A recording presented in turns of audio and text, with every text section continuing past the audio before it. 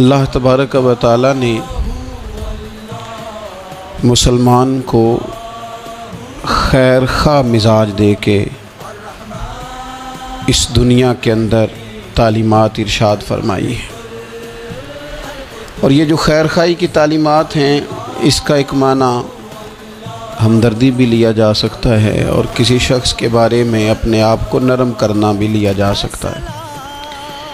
یہ جو کسی کی خیر خواہی ہوتی ہے نا، اس کا مطلب ہوتا ہے کہ اس کے دکھ میں، اس کی تکلیف میں، اس کو درپیش کسی مسئلے میں اس شخص کے ساتھ تعاون کرنا، اچھے جذبات کا اظہار کرنا اور ہمدردی کا اظہار کرنا۔ نبی اکرم صلی اللہ تعالیٰ علیہ وسلم کے صحابہ کرام جب مہاجر ہو کے مدینہ طیبہ آئے تھے، چلتے کاروبار چھوڑ کے آئے تھے، خاندان چھوڑ کے آئے تھے، قبیلے چھوڑ کے آئے تھے، باغات چھوڑ کے آئے تھے، جائیدادیں چھوڑ کے آئے تھے، لیکن اب مہاجر تھے۔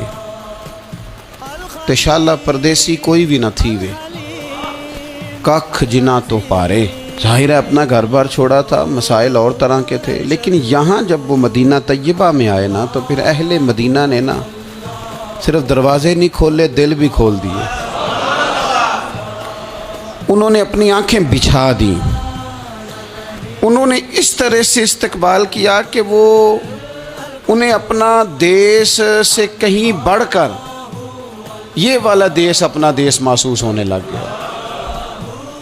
اور قرآن مجید نے ان لوگوں کی تعریف کی، کہا وَيُؤْثِرُونَ عَلَىٰ أَنفُسِهِمْ، اپنی جانوں پر ان کو ترجیح دیتے ہیں، وَلَوْ كَانَ بِهِمْ خَصَاصَةٌ، اگرچہ انہیں شدید محتاجی بھی ہو، خود بڑی بھی ضرورت ہو نا ان انصار مدینہ کو، تو پھر بھی یہ اپنے بھائیوں کو ترجیح دیتے ہیں، بھائیوں کو۔ میں اور آپ جس ماحول میں آج وقت گزار رہے ہیں نا، اس ماحول میں دل نرم نہیں ہوتے دوسروں کے لیے۔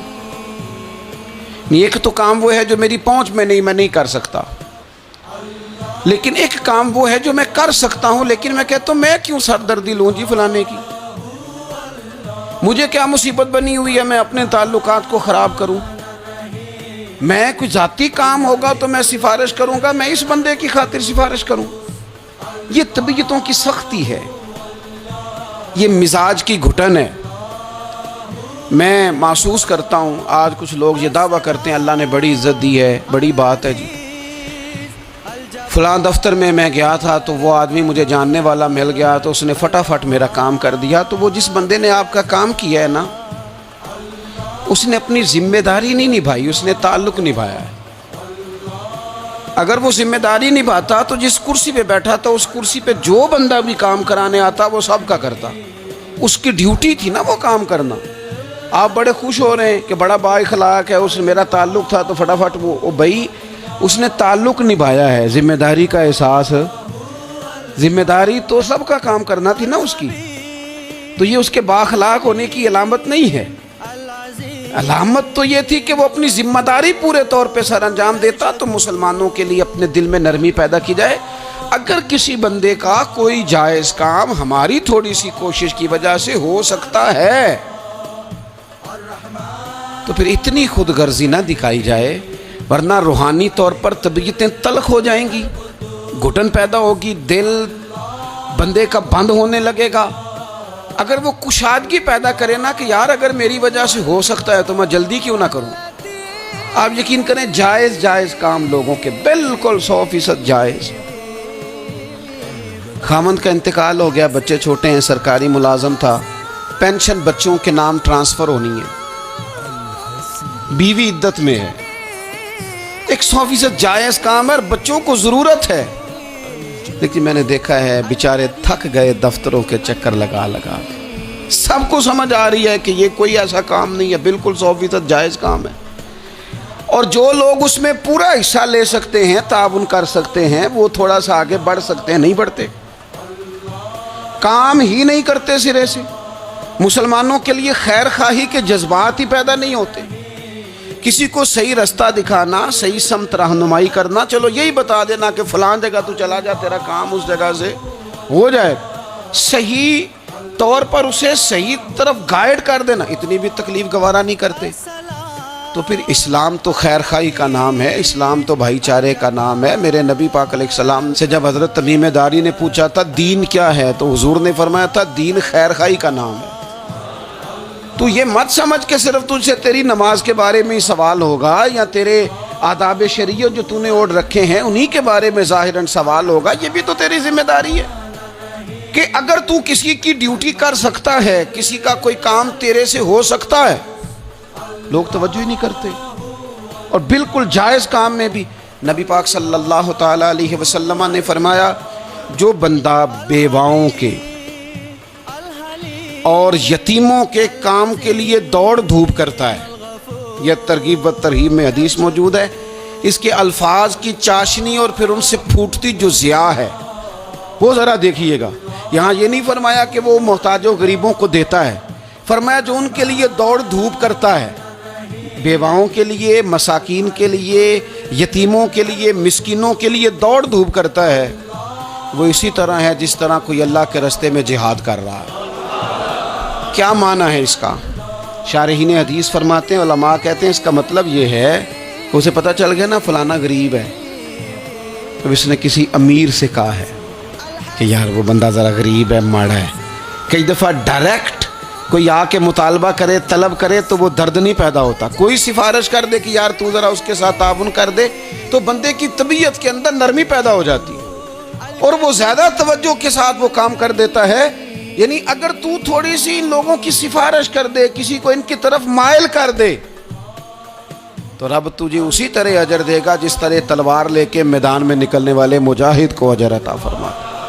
تو خیر خواہی کرنا، کسی بندے کا کوئی کام، کوئی اس کی تکلیف اگر ہماری وجہ سے دور ہو سکتی ہے، لیکن اسلام نے تیمارداری کا کہا، اسلام نے تعزیت کا کہا، اسلام نے سلام کرنے کا کہا، اسلام نے جنازہ میں شرکت کا کہا، اسلام نے مختلف اوقات میں ہمیں جمع کیا تاکہ ہم ایک دوسرے کے مسائل کو جان سکیں۔ ہمیں باجماعت نماز کو ضروری قرار دیا گیا تاکہ ہم ایک دوسرے کی تکالیف سے آگاہ ہو سکیں۔ ہمیں حج کے موقع پر امت کو جمع کیا گیا تاکہ ملکوں کے ملک ایک دوسرے کے مسائل کو دیکھ سکیں۔ ہمیں مختلف مواقع پر کہا گیا اکٹھے ہو جاؤ، لیکن ہم نے اس کا جو رزلٹ تھا، جو اس کا نتیجہ تھا، جو اس کے فیصلہ کن نتائج تھے، ان پر ہم نے غور ہی نہیں کیا۔ ایک ترتیب سے گئے اور اسی ترتیب سے اپنے معاملات کو سمیٹا اور واپس لوٹ آئے۔ تو کسی بندے کی اگر کوئی ہمدردی کی جا سکتی ہے،